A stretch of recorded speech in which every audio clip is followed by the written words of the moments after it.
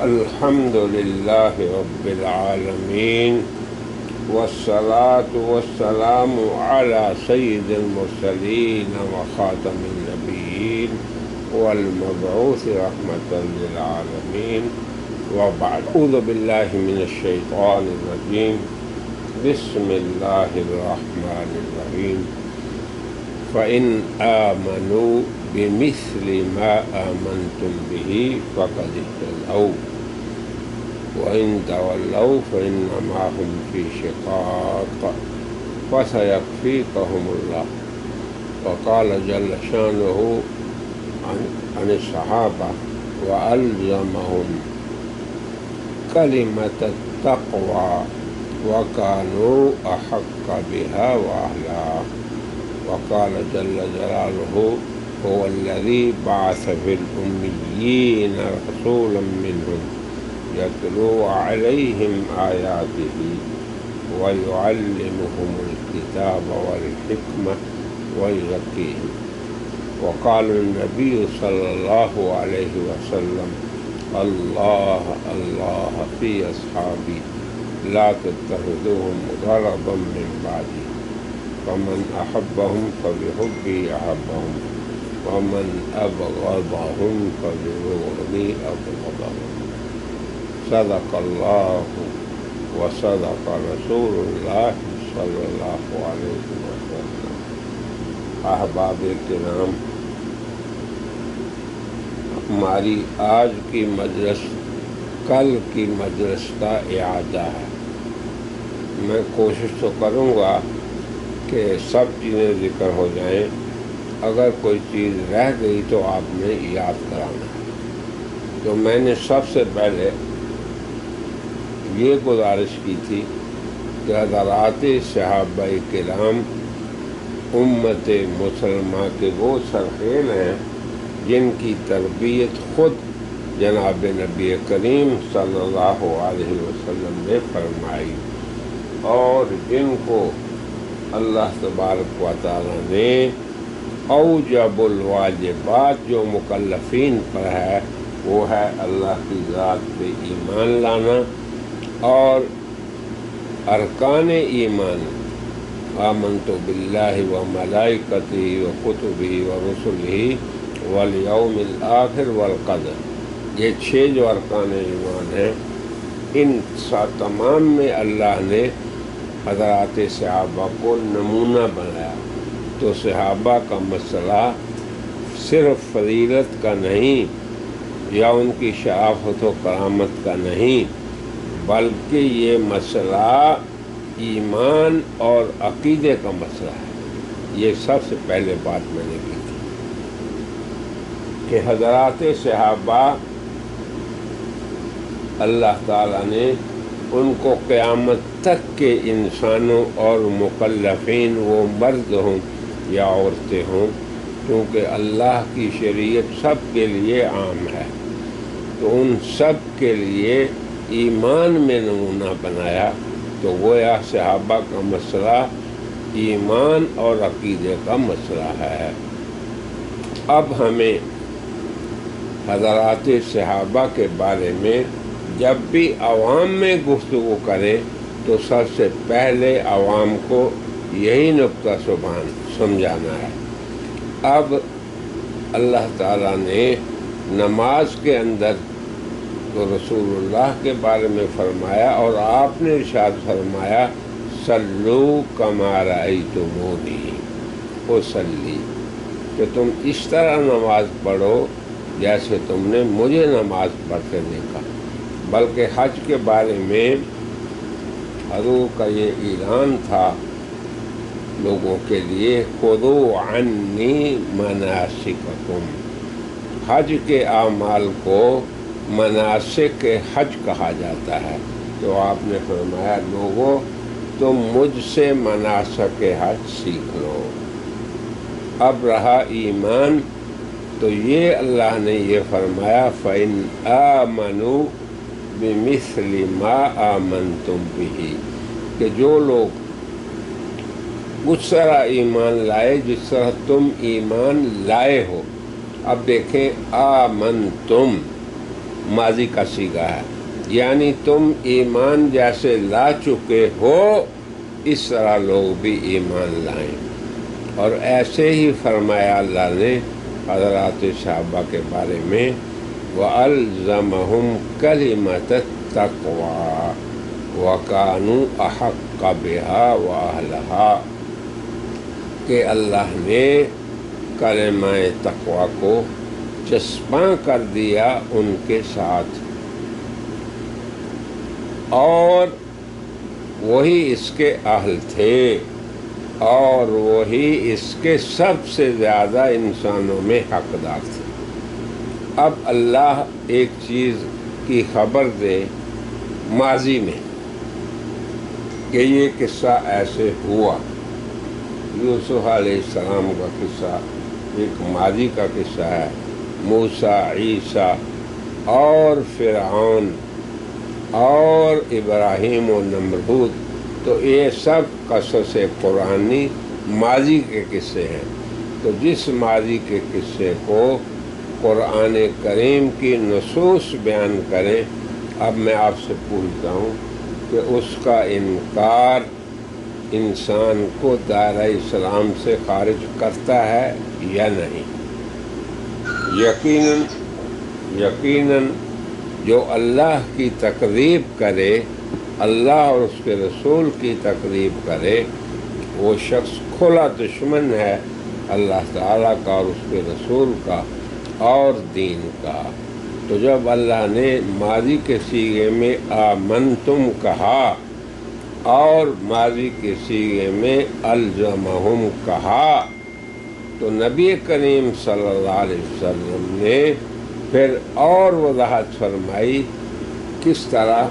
یہ فرما کر کہ ان اللہ اختارنی، کہ نبوت انتخاب ربانی سے ملتی ہے، ریاضت، محنت، عبادت اس سے نہیں۔ نبوت کس کا اختیار ہوتا ہے؟ اللہ کا انتخاب۔ اللہ یجعل حیث یجعل رسالتہ۔ آپ سب اہل علم ہیں کہ اللہ تعالیٰ ہی کی ذات یہ سمجھتی ہے کہ اس منصب کے لائق کون ہے، اور اسی پہ اللہ تعالیٰ اس منصب کو چسپاں کر دیتے ہیں۔ اور اس سلسلے کو اللہ تعالیٰ نے جناب محمد رسول اللہ پر ختم فرما دیا۔ اسی لیے قرآن کے شروع میں ہی اللہ نے فرما دیا کہ اہل ایمان جن کے لیے قرآن ہدایت ہے، اور وہ اہل تقویٰ جو اللہ کے ہاں متقین ہیں، وہ کون ہیں؟ ان کا ایک وصف یہ ہے یؤمنون بما انزل الیک وما انزل من قبلک، کہ جو آپ پر اور آپ پہ سے پہلوں پہ ایمان لائے۔ تو یہ آیت بھی نص قطعی ہے جناب رسول اللہ کی خاتمیت میں، اور نبی کریم صلی اللہ علیہ وسلم کا یہ ارشاد کہ اے لوگو میں تمہیں اللہ سے ڈراتا ہوں۔ اب آپ دیکھیں یہ کس قدر عظمت والا خطاب ہے، اور یہ تعبیر کتنی بلیغ اور کتنی قوت اپنے اندر رکھتی ہے۔ اب اللہ سے ڈرانا کس کے بارے میں ہے؟ فی اصحابی، میرے اصحاب کے بارے میں، اور آگے پھر وجہ بھی بتا دی، من احبہم فبحبی احبہم، جس نے ان سے محبت رکھی تو وہ میری محبت کی وجہ سے ہے۔ تو گویا حضرات صحابہ کی محبت، ان کی عظمت دراصل یہ رسول اللہ کی عظمت کا اعتراف ہے۔ اور پھر جب رسول اللہ کو اللہ نے یہ منصب دیا، کیا؟ یتلو علیہم، پہلا وظیفہ آپ کا کیا ہے؟ اللہ کی آیات کی تلاوت۔ جناب نبی کریم صلی اللہ علیہ وسلم پہ جو اللہ کے احکام نازل ہوتے، آپ اسی طرح حضرات صحابہ کو سناتے۔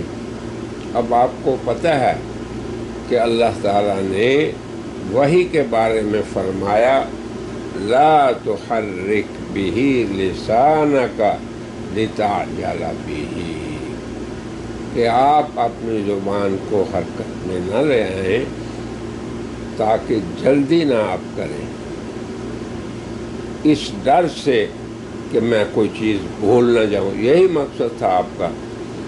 اور آپ کے اس عمل کو جن صحابہ نے روایت کیا تو اس تسلسل کو اللہ نے باقی رکھا، اور ہر شخص جب بھی اس حدیث کو بیان کرتا تو وہ اسی طرح اپنے ہونٹوں کو حرکت دیتا۔ تو یوں اللہ تعالیٰ نے اس دین کو اور اس کے احکام کو اور خاتم الشرائع کو محفوظ بنا دیا، تواتر عملی اور تواتر علمی کے ساتھ۔ اب تواتر کے تو کافر بھی منکر نہیں ہے، یہ جائے کہ کوئی مسلمان منکر ہو، تو جو چیز انسانوں میں بالتواتر آتی ہے وہ اس کی تکذیب کرنے کی ہمت ہی نہیں رکھتے۔ تو جو لوگ حضرات صحابہ پہ طعن کرتے ہیں یا ان کے ایمان کے بارے میں شک کرتے ہیں، میں سمجھتا ہوں کہ وہ عقل مندوں کے دائرے سے بھی خارج ہیں، یاد رکھیں آپ۔ اسی لیے میں کہتا ہوں کہ صحابہ کا مسئلہ تاریخ کا مسئلہ نہیں، عقل کا مسئلہ نہیں، ایمان اور عقیدے کا مسئلہ ہے۔ تو صحابہ کی تربیت نبی کریم صلی اللہ علیہ وسلم نے اسی طرح کی جیسے اللہ نے ان پہ فرض کی۔ کیا وظیفہ تھا؟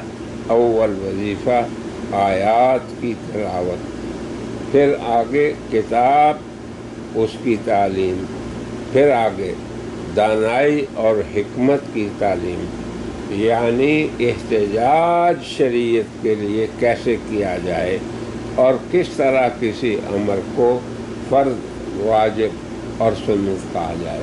تو یہ بھی نبی کریم صلی اللہ علیہ وسلم کی تعلیمات میں سے ہے، اور وارثان پیغمبر کا یہ فرض ہے کہ ان چاروں علوم کو، اب چوتھی بات ہے وہ یزکیہم، اور ان کا تزکیہ بھی کریں۔ اور تزکیے کا سادہ سا معنی یہ ہے کہ انسان کے اندر جو رذائل ہیں ان سے اسے پاک کرے، اور جو فضائل و فواضل ہیں ان کے ساتھ اپنی شخصیت کو آراستہ کرے۔ اور انسان کے اندر سے دو چیزیں نکلتی ہیں، ایک عقیدہ ہوتا ہے، ایمان ہوتا ہے، اور اعتقادات کے جتنے احکام ہیں وہ انسان کے اندر سے تعلق رکھتے ہیں، اور دوسری چیز خلق، جس کی جمع اخلاق ہے۔ ایک تیسرا لفظ ہے خلق۔ اب خلق تو ظاہری بناوٹ کو کہتے ہیں، رہا خلق تو وہ اندر کی انسان کی ساخت جیسی ہو وہ خلق کہلاتی ہے۔ اگر ایک شخص کے اندر اخلاق سیئہ ہیں، اس کے اندر کذب ہے، اس کے اندر جبن ہے، اس کے اندر بجائے عفت اور پاک دامنی کے فحش اس کے اندر ہے، تو ایسے شخص سے گھٹیا اخلاق نکلیں گے۔ اور اگر اس کے اندر اخلاق کی بنیادی صفات جن کو شراح حدیث نے بھی بیان کیا ہے، عدل، ہر چیز کو اس کی جگہ پہ رکھنا، یہ عدل ہے، ہر حکم کو اس کے مطابق ادا کرنا، یہ عدل ہے۔ اور دوسری چیز عفت، اندر اس کے پاک بازی ہے، پاک دامنی ہے۔ اور تیسری چیز شجاعت، کہ اس کے اندر شجاعت ہے۔ اور ایک چوتھی چیز کو بھی امام غزالی نے ذکر کی ہے اپنی احیاء میں صدق، تو دراصل یہ اندر کی صفات ہے۔ آپ خود دیکھیں کہ انسان کے اندر رحمت ہوتی ہے، اور اندرونی رحمت کا نتیجہ یہ ہوتا ہے کہ اس کی رحمت کا اظہار اس کے جوارح اور اس کے اعضاء سے ہوتا ہے۔ یہ چیزیں بھی ہمیں سیکھنے والی ہیں، اور حضرات صحابہ کی تربیت نبی کریم صلی اللہ علیہ وسلم نے انہی امور میں کی تھی۔ بموافق امر الہی هو الذی بعث فی الامیین رسولا منہم یتلو علیہم آیاتہ ویزکیہم ویعلمہم الکتاب والحکمہ۔ تو یہ امور باطنی امور ہے۔ کیا؟ اعتقاد، دوسری چیز اخلاق، اور اخلاق فاضلہ یہ 4 چیزوں پہ مبنی ہے۔ ایک عدل، دوسرا صدق، تیسری عفت، اور چوتھی چیز کیا میں نے بتائی تھی آپ کو؟ کیا؟ صدق۔ ہاں، صدق یہ امام غزالی نے کہا۔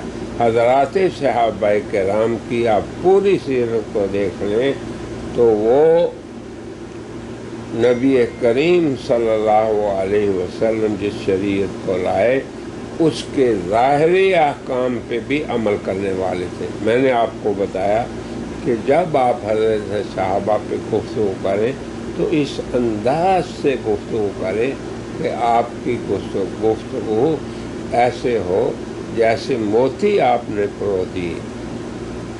آپ نے حضرت قاری طیب صاحب کی تقریر سنی؟ آپ میں سے کسی نے قاری محمد طیب صاحب کا نام سنا آپ نے؟ اچھا، کبھی کوئی ان کی تقریر بھی سنی؟ حضرت کی تقریر میں نے بہت سی تقریریں سنی، بلکہ سب سے پہلے حضرت سے ہی میں نے بیعت بھی کی۔ تو حضرت رحمہ اللہ کی تقریر جیسے ایک ہار ہوتا ہے موتیوں کا، اور وہ جڑا ہوا ہوتا ہے، اور ایک موتی کے بعد دوسرا، دوسرے کے بعد تیسرا، حتیٰ کہ پوری تصویر ہو جائے، بالکل اسی طرح بولتے تھے۔ میرے احباب بچوں، آپ کو بھی اپنے بیان کو سب سے پہلے ترتیب دینا چاہیے۔ اور آج ہی میں ایک پڑھ رہا تھا معلم کی صفات۔ آج میں ایک مصری کا پڑھ رہا تھا کہ معلم کو کیسے ہونا چاہیے۔ تو معلم کا کام یہ ہے، آپ سب معلم ہیں کیونکہ رسول اللہ صلی اللہ علیہ وسلم نے فرمایا انما بعثت معلما۔ جب ہمارے رسول معلم ہیں تو ہم بھی جو وارثان انبیاء ہیں معلم ہیں۔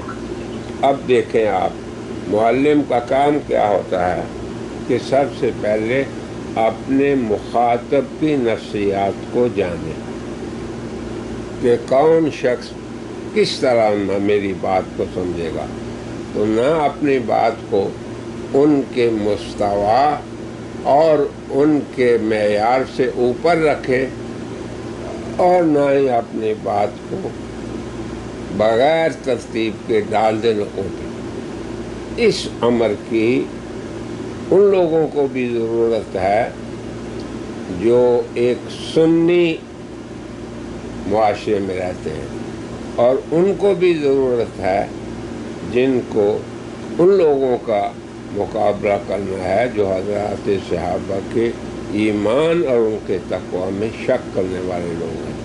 خیر، آج کل تو دنیا کے اندر ایک کہتے ہیں کہ تفاہم کی فضا ہے، مگر جن لوگوں کے دلوں کے اندر بوجھ ہے حضرات صحابہ کا، ان کے ساتھ بھی آپ ایک اسلوب سے بات کریں اور قرآن اور سنت سے استدلال کریں۔ تو پہلا سب سے نقطہ کیا میں نے سمجھایا تھا؟ بولو۔ صحابہ کے بارے میں کیا بتایا تھا؟ پہلا نقطہ کیا؟ صحابہ ایمان کے بارے میں. میں نے یہ عرض کی تھی کہ صحابہ کا قضیہ عقیدے اور ایمان کا قضیہ ہے، یہ میں نے کہا تھا. اب دوسری دفعہ اسی موضوع پہ بول رہا ہوں، پھر بھی آپ نہیں سمجھے یا نہیں بول رہے، یا آپ کی توجہات کہاں لگی ہوئی ہیں، مغفل نہ ہوں نہ غافل ہوں. تو یاد رکھیں کہ سب سے پہلا قضیہ کیا ہم نے ثابت کرنا ہے، اور کیا ہے وہ موضوع جسے ہمیں بیان کرنا ہے، کہ حضرات صحابہ کا قضیہ فضائل کا محض نہیں بلکہ کس کا ہے؟ بولو شاباش. عقیدے کا. کیوں؟ اس لیے کہ حضرات صحابہ کو اللہ نے معیار بنا دیا ایمان کا. اب ہم لوگ کہتے ہیں کہ صحابہ معیار حق ہیں یا نہیں ہیں.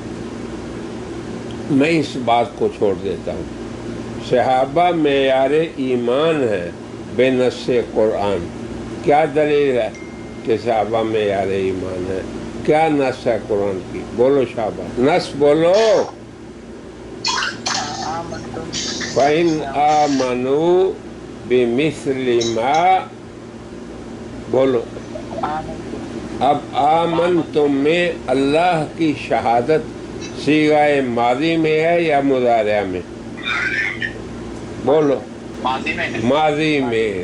یعنی صحابہ ایسے ہو چکے، یعنی ایسا ایمان لا چکے، یہ مطلب ہے آمنتم کا. اور آگے جو اللہ کا ارشاد گرامی ہے، وَأَلْزَمَهُمْ كَلِمَةَ التَّقْوَىٰ. الزم کا معنی ہے کسی چیز کو دوسری کے ساتھ چسپاں کر دینا، لازم کر دینا. یعنی التقوی یدور مع الصحابہ. بولو. تقوی حضرات صحابہ کے ساتھ جائے گا، جہاں وہ جائیں گے وہیں تقوی جائے گا. یہ ہے الزمہ کا معنی. پھر دلیل اس کی اللہ نے دی، یہ ایسا کیوں میں نے کیا؟ فرمایا وَقَانُوا أَحَقَّ بِهَا. احق اس میں تفضیل کا صیغہ ہے یا نہیں؟ بولو. تو یہ مقابلے میں آتا ہے اور دوسروں سے زیادتی بیان کرتا ہے، مبالغے کے لیے آتا ہے اور تفاضل کو بیان کرتا ہے. تو اب اللہ تعالیٰ نے صحابہ کو اختیار فرمایا، کیونکہ نبی کریم نے فرمایا کہ جس اللہ نے مجھے اختیار کیا، مجھے منتخب کیا، اسی اللہ نے میرے لیے میرے صحابہ کو بھی اختیار کیا. اب میں آپ سے یہ پوچھتا ہوں کہ اگر ہم اس طرح بیان کریں کہ ہمارے اللہ کی بھی کوئی تکذیب نہ کر سکے، اور اس طرح بیان کریں کہ ہمارے رسول کی تکذیب کی بھی کوئی جزارت نہ کر سکے، تو پھر ہمارا کام آسان ہوگا یا نہیں؟ بتاؤ. مجھے یاد ہے جب میں چھوٹا سا تھا، میری عمر 7-8 سال ہوگی، تو جب ہم ان روافض کے بیان لاؤڈ اسپیکر پر میرے کانوں میں پہنچتے تھے تو میں اللہ سے دعا کرتا کہ یا اللہ یہ لوگ حضرت علی کو خدا بھی بنا دیں تو بناتے رہیں، مگر ابو بکر کے لیے، عمر کے لیے، عثمان کے لیے، علی کے لیے اور خلفائے راشدین اور اصحاب رسول کے لیے اپنی اس زبان کو بند کریں. یعنی یہ میں دعا کیا کرتا تھا. پھر جب میں بڑا ہوا تھوڑا سا تو پھر میں نے دلائل سے ان کا رد کیا. تو پھر ان کا جو بڑا تھا وہ مجھے ملنے آیا. انہوں نے کہا بیٹا دیکھیں آپ عالم ہیں، ہم ایک عرصے سے یہیں رہ رہے ہیں، یہ جو ذاکر ہیں ان کی ایسی کی تیسی، یہ باہر سے آتے ہیں، ہمارے سے پیسے لے کے ہم کو لڑا کے جاتے ہیں. یہ میرا اپنا تجربہ ہے. میرے عزیز اور میرے محترم علماء کرام، ہماری بات میں بھی کشش ہونی چاہیے، ہماری بات میں بھی جاذبیت ہونی چاہیے۔ اب آپ دیکھیں، ادعو الی سبیل ربک بالحکمہ، یہ ہماری جو مجلس ہے یہ ایک تربیتی مجلس ہے، یہ وعظ کی مجلس نہیں ہے یا نہیں؟ بولو۔ یعنی یہ اس امر کو سکھانے کی ہے کہ ہم نے اپنا کام، پہلے سب سے ہمارا کام کیا ہے اور اسے کیسے کرنا ہے۔ تو جس موضوع پہ میں بات کر رہا ہوں، آپ نے سمجھ لیا کہ اس موضوع کو ہمیں بیان کیسے کرنا ہے؟ بولو بولو، شاباش،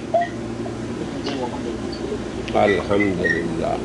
یاد رکھیں، اللہ کے قرآن کے انکار کی جسارت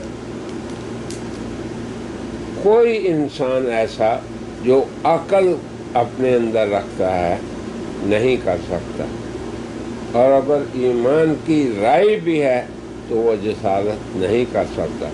مگر ہمیں بھی تو قرآن کریم کی نصوص کو حکمت کے ساتھ والموعظۃ الحسنہ اور خوبصورت انداز سے بیان کرنا چاہیے۔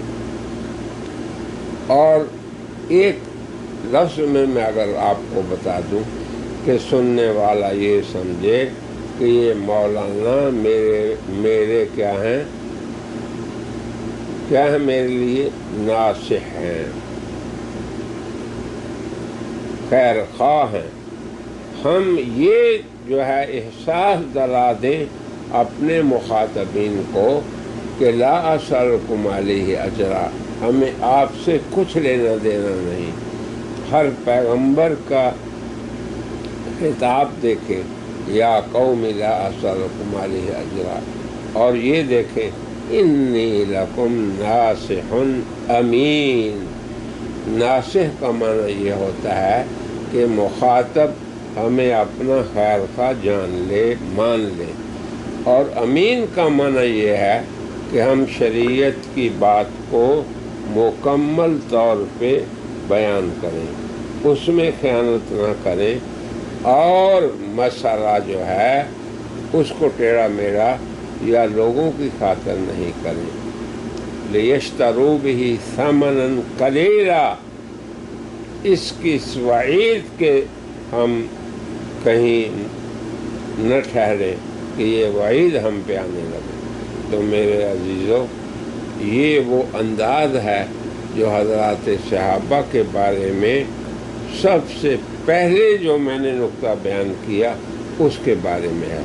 کیا کہ حضرات صحابہ کا قضیہ ایمانی قضیہ ہے، اور یہ قضیہ صرف فضائل اور فواضل کا نہیں، یہ قضیہ صرف کسی کی درجات کی بڑائی کے بیان کا نہیں، اس لیے کہ حضرات صحابہ نمونے کے انسان ہیں، اور نمونے کا انسان بنانے کے لیے محنت کس نے کی؟ جیسے آپ دیکھیں، ایک ٹریننگ کا ادارہ ہے، تربیت کا ادارہ ہے، اور ٹرینی یعنی جو طالب علم تربیت لے رہا ہے، اس کی بھی نیت ہے کہ میں سیکھ کے نکلوں گا، اور ٹریننگ دینے والا اس کی بھی انتہائی خواہش ہے اور کوشش ہے کہ میں ان کو کامیاب ٹرینی بناؤں گا اور کامیاب طالب علم بناؤں گا۔ اب آپ دیکھیں کہ صحابہ کی تربیت کے لیے کس حصے کا اختیار ہوا، اس حصے کا جس کو اللہ نے فرمایا وَإِنَّكَ لَعَلَىٰ خُلُقٍ عَظِيمٍ، اور جس کو اللہ نے فرمایا يُعَلِّمُهُمْ الْكِتَابَ وَالْحِكْمَةَ وَيُزَكِّيهِمْ، اور جس کے بارے میں اور جس ذات نے ان کے بارے میں فرمایا اللہ اللہ فی اصحابی لا تتخذوهم من بعدی غرضا۔ اور میں نے آپ کو ایک بتایا تھا کہ میں ہمیشہ صحابہ کی تعریف اس طرح کرتا ہوں اور شروع ہی یہیں سے کرتا ہوں تاکہ کوئی بدبخت بعد میں نہ کہے جی صحابہ معصوم نہیں تھے۔ میں کہتا ہوں صحابہ وہ غیر معصوم حضرات ہیں، افراد ہیں، اس امت کے غیر معصوم انسان ہیں جن کو اللہ نے اوجب الواجبات میں نمونہ بنایا۔ یاد رکھیں، آپ بھی نوٹ کر لیں کہ حضرات صحابہ وہ غیر معصوم ہستیاں ہیں، کیونکہ معصوم اور عصمت حضرات انبیاء کے لیے اللہ نے خاص فرمایا، اور اس عصمت کو سید المعصومین پہ اللہ نے ختم فرمایا۔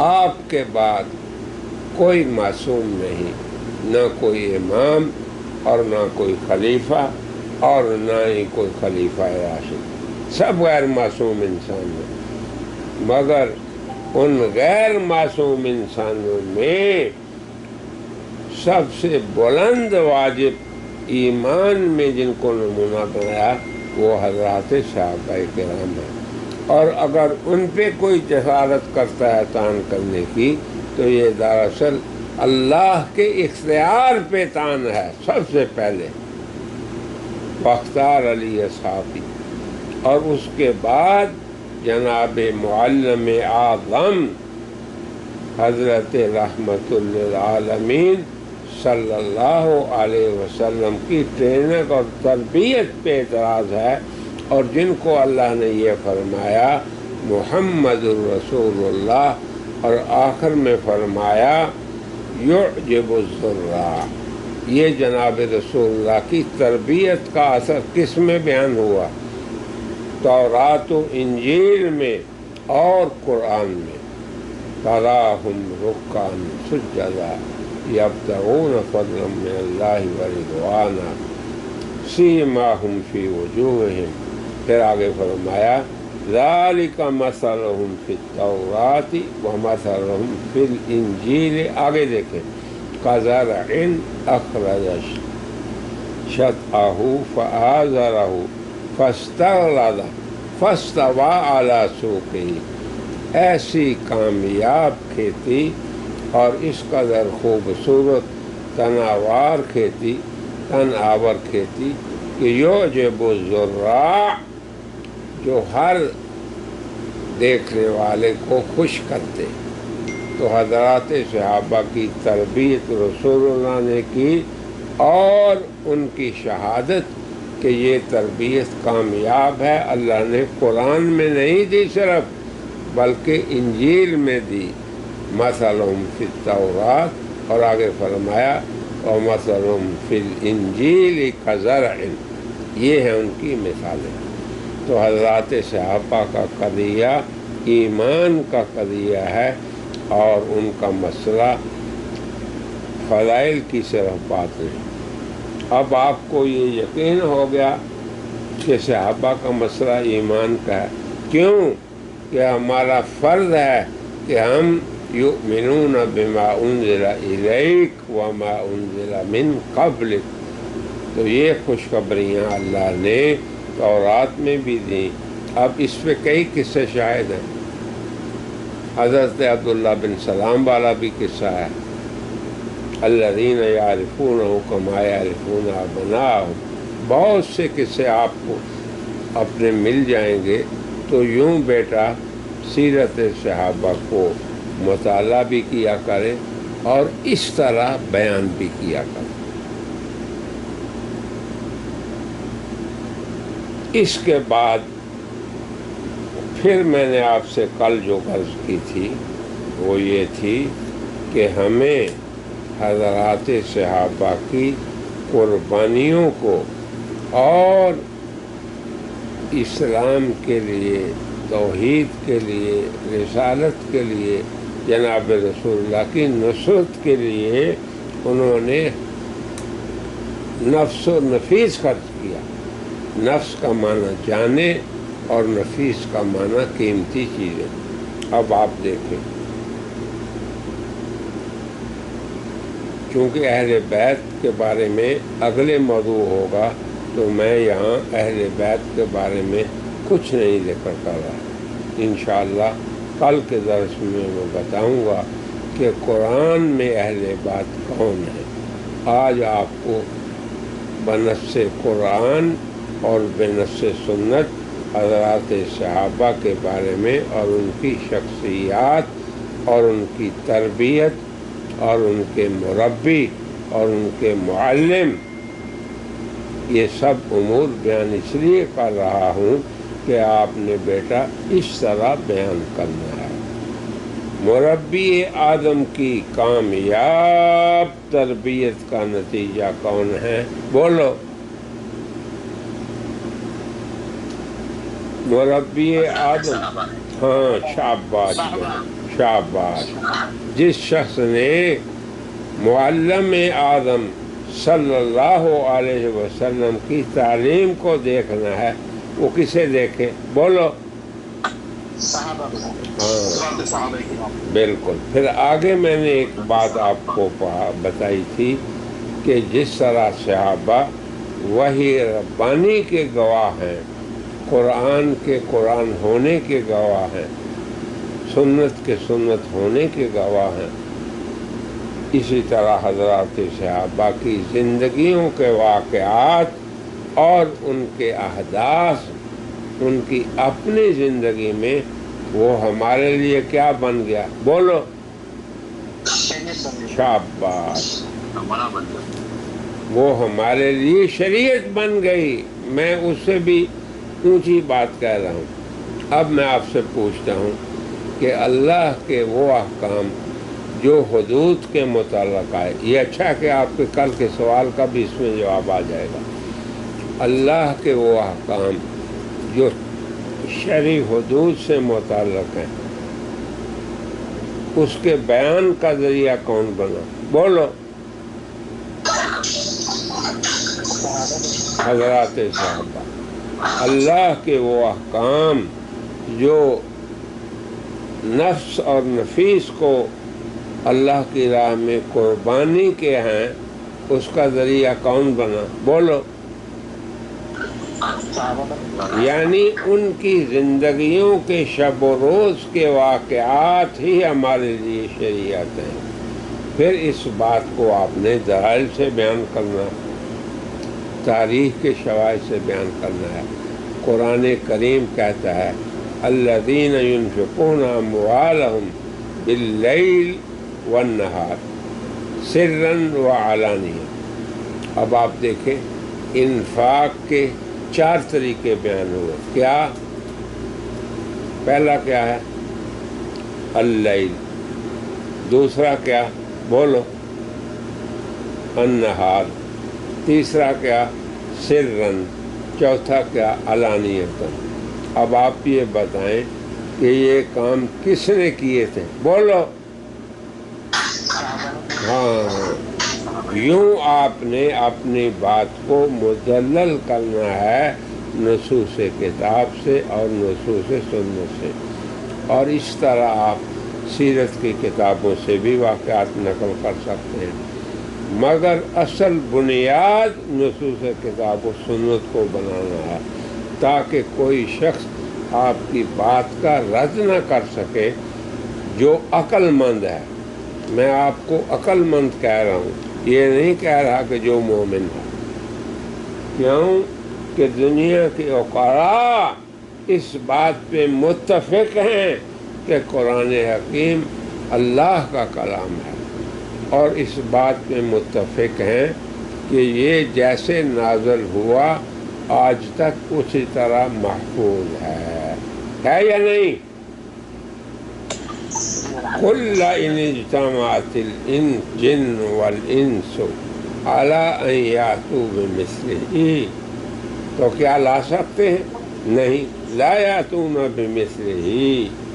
انس و جن مل کے بھی اس جیسا کلام نہیں لا سکتے. وَلَوْ كَانَ بَعْضُهُمْ لِبَعْضٍ ظَهِيرًا. چاہے آپس میں ایک دوسرے کو ظہیر اور مددگار بن جائے. اب قرآن نے جب چیلنج کیا کہ تم یہ کہتے ہو کہ یہ گھڑی ہوئی باتیں ہیں. کیا چیلنج کیا؟ یہ چیلنج کیا فَأْتُوا بِمِثْلِهِ، لاؤ اس جیسی. پھر کہا فَأْتُوا بِسُورَةٍ مِّن مِثْلِهِ، ایک صورت ہی لے آؤ. پھر یہ بھی کہا بِعَشْرِ سُوَرٍ مُفْتَرَيَاتٍ، 10 صورتیں لے آؤ اس جیسی. تو مقصد یہ ہے کہ ہمارے بیان میں قوت دلیل ہونی چاہیے. حکمت اصل یہ ہے. حکمت سے مراد یہ ہے کہ حجت اور دلیل اور قوت آپ کے بیان میں ہو، اور وہ ہے کتاب اللہ اور سنت رسول اللہ میں. بلکہ میں آپ کو ایک اصولی بات بھی سمجھا دیتا ہوں کہ حضرات صحابہ کے بارے میں اگر تاریخ ایسے واقعات پیش کرتی ہے جس میں صحابہ کی شخصیات پہ قضا ہے تو اس تاریخ کا بھی آپ رد کر دیں. کیا خیال ہے؟ اس تاریخ کو بھی تسلیم نہ کریں. تو وہ تاریخ جو کتاب و سنت کے نصوص کے خلاف نہیں ہے، اس تاریخ کو ہم قبول کرتے ہیں. ان واقعات کو ہم پڑھتے بھی ہیں، پڑھاتے بھی ہیں، بیان بھی کرتے ہیں. مگر جو نصوص اللہ کی نص آ جائے، آمنتم، یہ لوگ ہیں مومن، ایمان لا چکے ہیں، اللہ کی نص آ جائے کہ یہ لوگ ہیں اہل تقوی، الذین آمنوا وہاجروا وجاہدوا. یہ سب صفات کن کی ہیں؟ بولیں ذرا. تو میں نے گزارش کی کہ صحابہ کے واقعات اس امر کے لیے تھے کہ ان کے لیے شارع الحکیم یعنی اللہ کی ذات شریعت کو وضع فرمائے. شرع لکم من الدین ما وصى به نوحا الی آخر الآیہ وما وصینا به ابراہیم وموسیٰ وعیسیٰ ابن مریم الی آخر الآیہ. تو میرے پیارو، مقصد یہ ہے کہ ہمارا خطاب قوی ہو، جس مسئلے میں بھی بولنا ہے. اب آپ دیکھیں، کل ہم اہل بیت پہ بولیں گے، قوت سے بولیں گے، اس کے اندر ضعف نہ ہو، اس کے اندر کمی نہ ہو، اور ہماری زبان کتاب و سنت والی زبان ہو جس کے اندر نرمی اور حکمت اور عقل مندی اور حجت ہے، اور ہمارا اپنا تزکیہ ہو چکا ہو. میں نے کل آپ کو بتایا تھا کہ ہمارے استاد مولانا ادریس کاندھلوی، نام سنا آپ نے؟ جی، مولانا محمد ادریس کاندھلوی دارالعلوم دیوبند میں شیخ التفسیر تھے حضرت مدنی کے دور میں. نہیں وہ نہیں فضائل اعمال مولانا زکریا کاندھلوی کی ہے، اور حیات الصحابہ عربی میں مولانا یوسف کاندھلوی کی ہے. یہ مولانا محمد ادریس شیخ التفسیر تھے دارالعلوم دیوبند میں حضرت مدنی کے زمانے میں، اور یہ مولانا انور شاہ کے شاگرد تھے حدیث میں. انہوں نے بخاری مولانا انور شاہ سے پڑھی، اور اس کے ساتھ ساتھ یہ مولانا خلیل احمد سہارنپوری کے بھی بخاری میں شاگرد تھے. اور انہوں نے ایک تفسیر لکھی. مفتی محمد شفیع کا نام سنا آپ نے؟ جی، شاباش. یہ تھے مفتی دارالعلوم دیوبند، اور تفسیر کے استاد کون تھے؟ مولانا ادریس. تو حضرت مفتی صاحب نے معارف القرآن لکھی تفسیر میں، اور مولانا ادریس کی کتاب کا نام بھی معارف القرآن ہے. آپ نیٹ میں داخل کریں، میں روزانہ نیٹ سے نکالتا ہوں. معارف القرآن مفتی شفیع صاحب کی اور معارف القرآن مفتی حضرت مولانا ادریس کی، تو آپ کو فرق نظر آئے گا ہر ایک کے طرز بیان کا. ہر ایک اپنے اپنے بحر سے بہت ہی قیمتی جوہر بیان کرتا ہے. بلکہ میں آپ کو یہ ایک نصیحت اور مشورے کے طور پہ کہتا ہوں کہ جو لوگ آپ میں سے درس دیتے ہیں، یہ دونوں تفسیریں یہ نیٹ میں پڑھی ہوئی ہیں، میں نیٹ سے ہی نکالتا ہوں. میں ہر دفعہ ایک آیت یا 2 آیتوں کی تفسیر کرتا ہوں، اور یہ دونوں کتابیں نیٹ کے اندر ہیں. عربی تفاسیر بھی میرے پاس ہیں، لیکن میں آپ سے یہ گزارش کروں کہ دونوں حضرات کی تفسیر آپ کے پاس ہو، اور پھر آپ کو ہر ایک کے طرز بیان میں جو تفرد ہے یا جو ان کی خاصیت ہے اس سے بھی آپ خوش ہوں گے. تو آپ کے خطاب میں قوت بیان ہو اور سلیقے سے آپ کا خطاب ہو، اور حضرات صحابہ کے مسئلے کو آپ نے عقیدت کا صرف نہیں عقیدے کا مسئلہ بنا کے بیان کرنا ہے. اور پھر حضرات صحابہ اولین فارغ التحصیل ہیں مدرسہ نبویہ مدنیہ کے. تو سب سے پہلے فارغ التحصیل جیسے دیوبند میں حضرت مولانا محمود حسن تھے یا نہیں؟ اور آج کل تو سینکڑوں ہوں گے ہمارے مدارس میں، ہزاروں کی تعداد میں ہیں دورے میں. تو رسول اللہ کے مدرسے کے خريج اور فارغ التحصیل ان لوگوں کا کیا نام ہے؟ اصحاب النبی. اور وہ لوگ کس کا اختیار ہیں؟ بولو، انتخاب کس کا ہے؟ اللہ کا. یاد رکھیں ایک نقطے کو آپ کہ کوئی شخص ریاضت اور عبادت اور علم سے نبی نہیں بن سکتا، تو انہی تینوں چیزوں سے صحابی بھی نہیں بن سکتا. بن سکتا ہے کوئی شخص صحابی؟ ہاں، یاد اس کو بھی بیان کیا کریں آپ. اور پھر ایک نقطہ جو آپ نے تو یاد نہیں کرایا، مجھے ابھی یاد آ گیا کہ صحابہ کیوں ایمان میں معیار اور نمونہ بنے، رسول اللہ کو نہیں. یہ لوگوں میں آپ نہ کہیں کہیں لوگ مارے نہیں آپ کو، مگر پہلے آپ سمجھ کے پھر بیان کریں.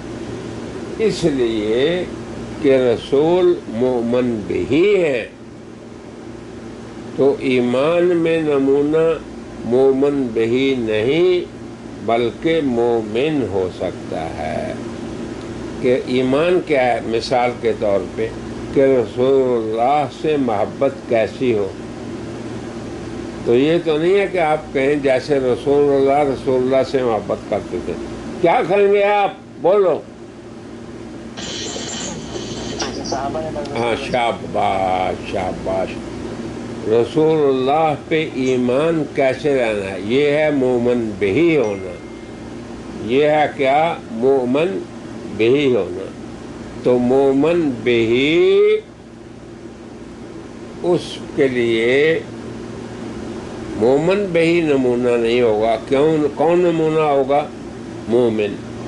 تو اللہ کے رسولوں کے بعد سب سے عظیم مومنین حضرات صحابہ ہیں، اس لیے وہ معیار ایمان ہیں، اور ان کا قضیہ ایمان کا قضیہ ہے، اور ان کا قضیہ عقیدے کا ہے. کیوں کہ ہم نے اللہ اور رسول پہ تو ایمان لانا ہے. اب یہ تھوڑا ہی ہے کہ اللہ یہ کہے کہ تم ایسے ایمان لاؤ جیسے اللہ کا فرمان ہے. کوئی نمونہ یا رسول اللہ صلی اللہ علیہ وسلم سے ایسے محبت کرو جیسے رسول اللہ سے محبت کرتے. ایسی بات تو نہیں ہوتی نا. عقل کی بات ہے یا نہیں ہے؟ یعنی مؤمن بہی، ایمان میں نمونہ کون ہوگا؟ مؤمن۔ تو اولین مومنین حضرات صحابہ ہیں، جن کو قیامت تک کے مسلمانوں کے لیے اللہ نے معیار بنایا۔ پھر اس کی خبر بھی دی، شہادت بھی دی، کیا؟ آمنتم، فعل ماضی۔ پھر کہا اللہ تعالیٰ نے یتلو علیہم یعلمہم یزکیہم، تو تزکیہ اور تعلیم اور تلاوت آیات اور کتاب و حکمت کے معلم حضرات صحابہ کے جناب محمد رسول اللہ کے، تو ان کی ذات میں اگر کوئی عیب نکالے گا تو وہ دراصل رسول اعظم صلی اللہ علیہ وسلم کی تربیت میں عیب نکالے گا۔ تو یہ چند باتیں میں نے کل بھی عرض کی تھی۔ کوئی چیز اگر رہ گئی ہے یا کوئی سوال آپ نے پوچھنا ہے تو اب آپ کی باری ہے، آپ بولیں، بولنے کی ہمت کرو بیٹا، کھلی اجازت ہے آپ کو، کھلی اجازت ہے۔ کل میں جو ہے یہ سوال کیے تھے، ہاں، پیارے آقا صلی اللہ علیہ وسلم کے عقیدے کے بارے میں، خود کے ان کے ذاتی عقیدے کے بارے میں آپ نے بتایا کہ ہر وہ چیز جس پر ایمان لانا ضروری تھا آپ صلی اللہ علیہ وسلم نے اس پر ایمان لے آئے۔ تو آپ کے لیے کیا خود کے نبی ہونے پر بھی ایمان لانا ضروری تھا؟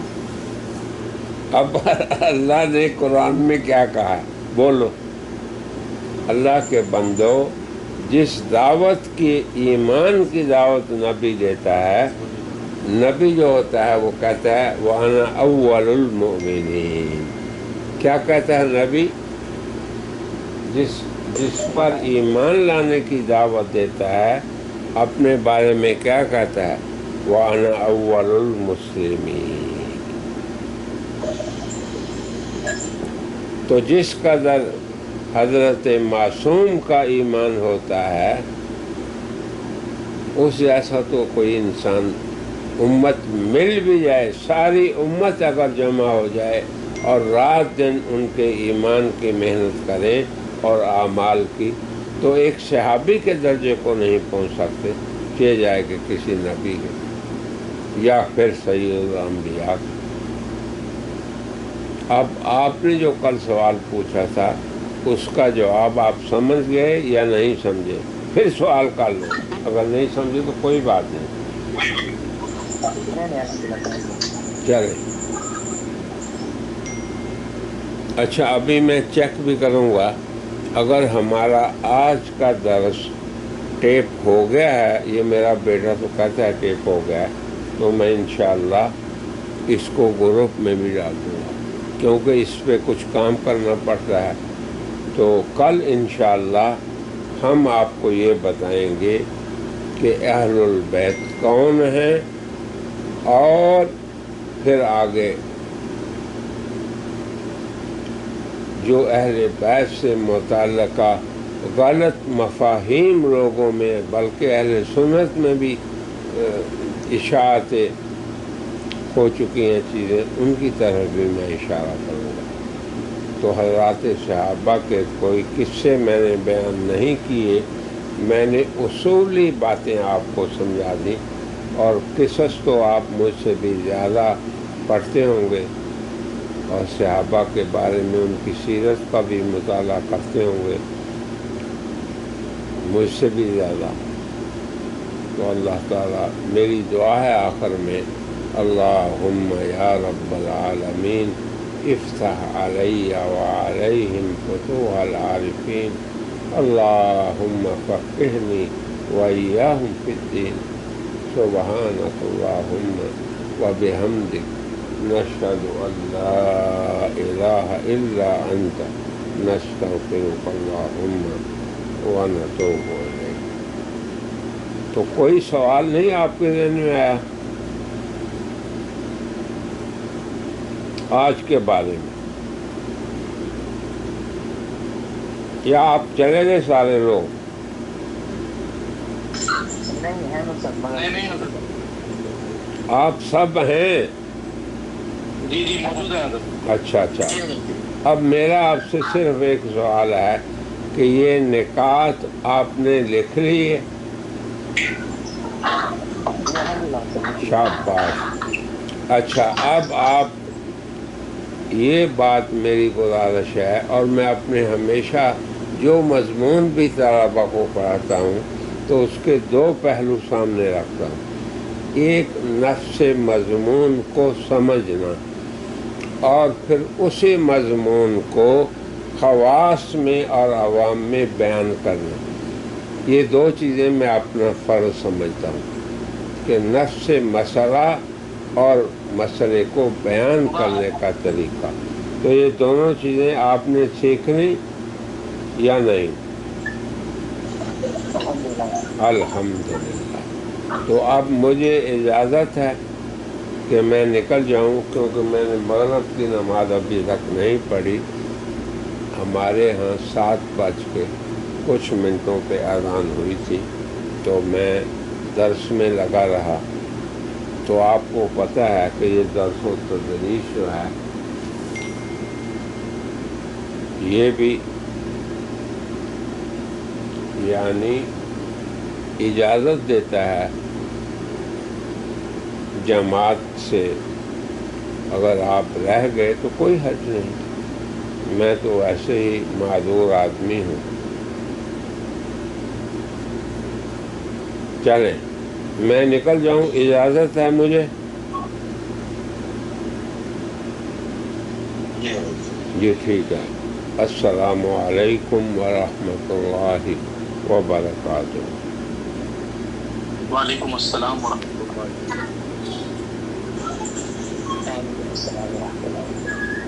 وعلیکم السلام ورحمۃ اللہ.